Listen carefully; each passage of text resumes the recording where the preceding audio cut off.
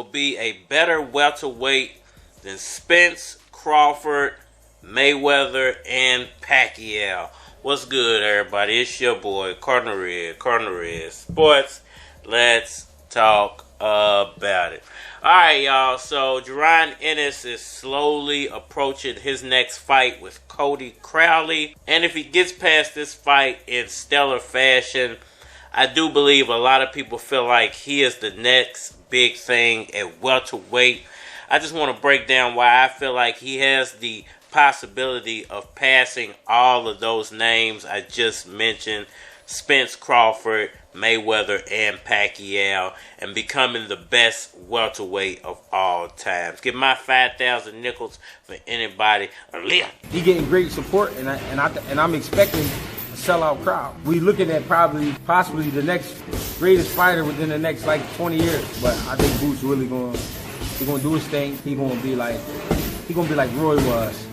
He's going to be like Floyd was. I mean, he had that Tyson effect to him. Alright, so Jaron Ennis, Terence Crawford, Earl Spence, Mayweather, Pacquiao. Who is the best welterweight? What's really going on? I might act tough, but I got a lot of feelings, and you hurt damn near every one of them. So, you got all these names that are great welterweight names, and there are a few more I could have thrown in there, like Marquez.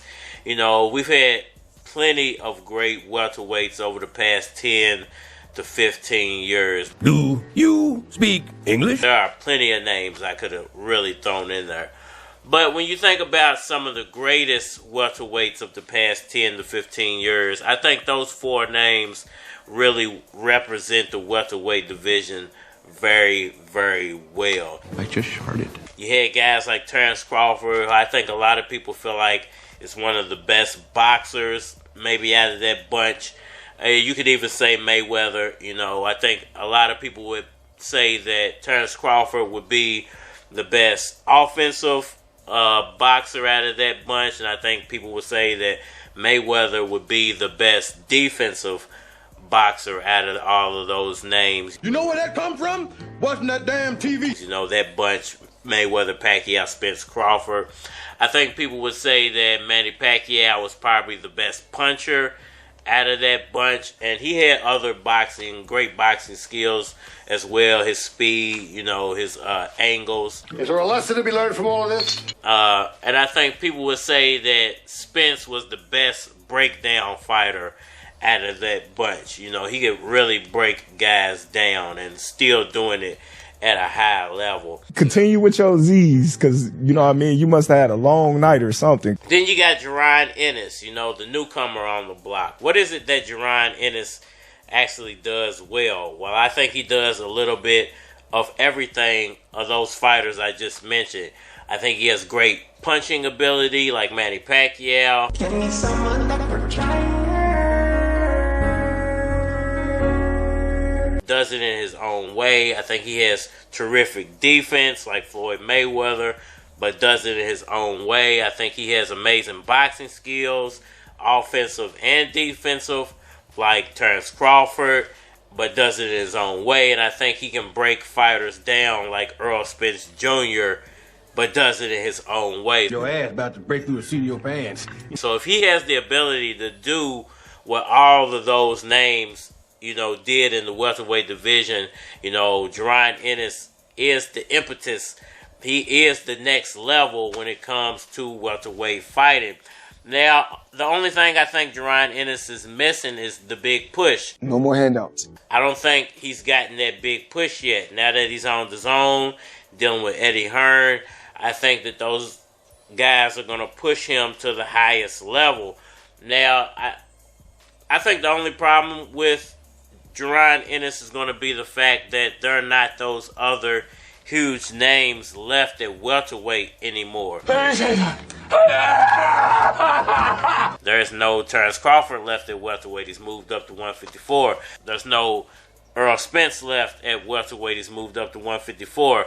There's no Mayweather, you know, the super duper star to match him up with. There's no Pacquiao, you know, the global superstar to match him up with. So who does he make his name off of? I'm so depressed I can't even blame. In the welterweight division, does he have to move up to 154 to actually make a name for himself? Or is there still a few names left down there at 147 that he can build his name off of and become bigger than a Mayweather, a Pacquiao, a Spence, a Crawford? Or is it a little too late? A little prick stonewalling me. And the only way he's going to really become that global superstar that he wants to be is to move up to 154 pounds. Me personally, I think it might be a little bit of both. I think he can conquer the welterweight division and become the biggest name in the welterweight division. Oh, shit!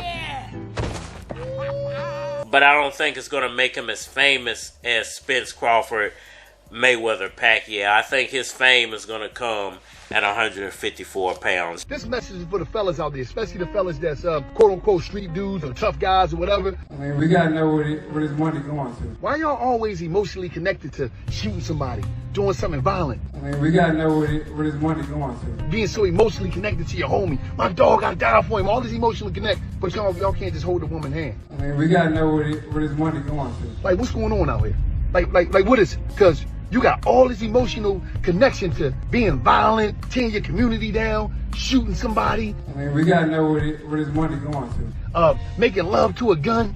When y'all gonna start being affectionate to these women out here, huh? I mean, we gotta know where this money going to. All your emotions is tapped into violence, destroying your community, killing somebody, being in love with your homie. I die for you, bro. I die for you. I mean, we gotta know where this money going to. Why you ain't die for your family, your woman? Why you won't live for them? So y'all let me know what y'all think about all that down in the comment section below. Hit that like button for me. Sure.